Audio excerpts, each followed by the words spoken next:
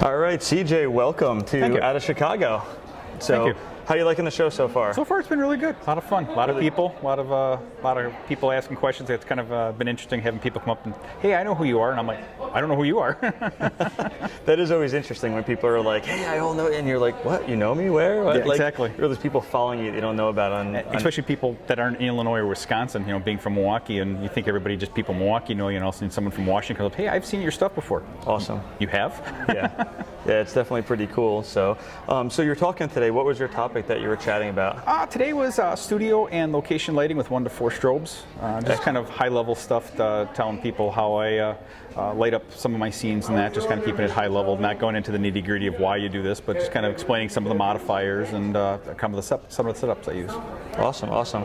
Yeah, just like we were talking about earlier, I'm just getting into studio lighting the last few years, and I'm always trying to absorb more. I wish I could have sat in on it, you know, just anything I could learn. It's Sure. kind of like a sponge now to just pick new things up. So we were talking about a side project you're doing right now with the Humane Society. Tell us a little bit about that. Yeah, about 3 years ago, I got contacted by the Wisconsin Humane Society in Milwaukee, asked if I would photograph one of their charity events, and I've done it ever since then. And then earlier this year, they decided they needed to make the photos of the dogs and cats that are up for adoption a little better, so they asked myself and 2 other photographers who'd be willing to do it. So I have volunteered, and every other Monday I go in, they give me a group of pets with 2 volunteers there to bring them out in front of a backdrop, and we shoot them. Awesome. Make them look pretty and happy, and Make them look cute. Yeah, make them so people want to take them home. So, Excellent. And so far I've been hearing it's working pretty well.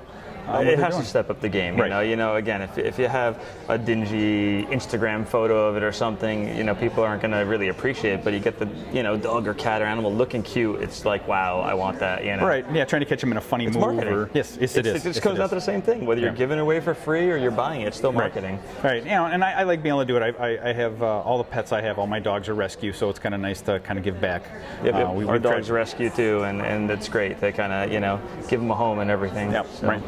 Awesome, awesome. So have you been out walking around at all, photo walking around? Yeah, we did a photo walk last night in the rain. It was wonderful, getting all drenched, but we got some good shots. Looking forward to doing another one tonight. So tonight I think we're going to take them down by the river and do some shots of into the city through the river area. So, excellent. But thankfully we've got good weather today, so that'll make it beautiful better. out. It's beautiful out today. So yeah. Now we were out last night a little bit. Went out with Levi Sim and walked around. We got about a quarter mile down there, and they stopped and shot for a while. And he does people photography, so shooting all kinds of people. And then I got hungry, and I'm like, all right, I'm going back. So we didn't venture as far as you and get soaked. So yeah, the only problem with the way I do my work is I like to shoot low and shoot up for cityscape stuff, and in rain that doesn't work so well. You get all the raindrops, so I didn't get as much as I'd hoped, but I think we'll make a difference tonight with the reflections were awesome last night. I was shooting a fire truck right out front here, and all the reflections of all the lights and the ground, and it's just, I love that stuff. I'm always looking for it, and it wasn't there the last 2 nights. So I was loving it. I was like, I wish I wasn't so exhausted. I want to go out and shoot all night.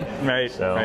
So cool. You have any more topics coming up for the rest of the show that you're going to be talking, or just photo walks? Tomorrow I will be talking on doing night photography in the city, and explaining about some of the hot spots in Milwaukee.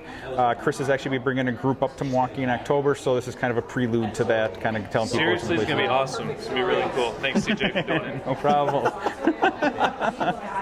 So cool. Tell us a little bit about that. Do you have information on that yet? No, other than he's bringing a group of people up on a bus for a long day, up in the evening.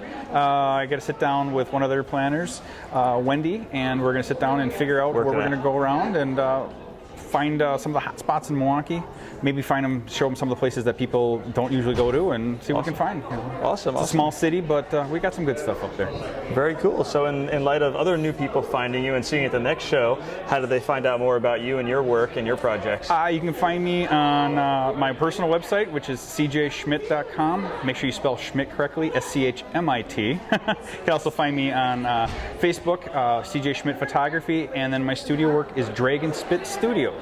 That's also on Facebook. Awesome, cool. Well, thank you for chatting with us, and go out and check out some of his work and follow along. So we'll see you soon. All right, thanks. Thanks.